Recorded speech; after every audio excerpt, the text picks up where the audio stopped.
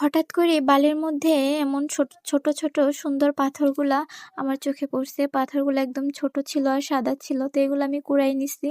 তো আমার কাছে এই কাঁচের জারটা অনেকদিন ধরে ছিল। তো এটার মধ্যে আমি রাখছি পানি দিয়া। তো অনেক সুন্দর লাগতেছিল।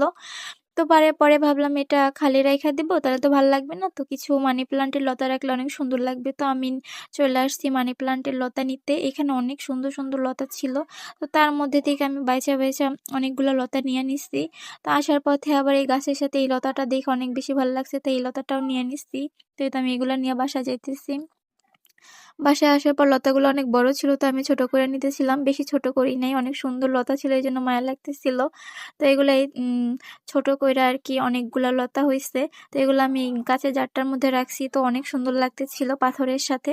তো এগুলো আমি আমাদের টিভির পাশে রাখছি। অনেক সুন্দর লাগতেছিল। তো পরে কিছু লতা রাখার পরও অনেকগুলা লতা আম ছিল। তো আমি ভাবলাম না এত কষ্ট করে আনছি, এগুলো ফালানো যাবে না। তো এই মাটির হাঁড়িটার মধ্যে আমি এগুলা মাটি দিয়া তারপর আরকি রাখছি। তো মাটিতে মানি প্লান্ট আরো বেশি ভালো হয়, তাড়াতাড়ি আম বড় হয় আরকি। তো এই তো অনেক সুন্দর লাগতেছিল। এইটা আমি আমাদের বাসার সামনে আরকি ঝুলায়া রাখছি, যাতে লতাগুলো নিচে ঝইলা পড়ে।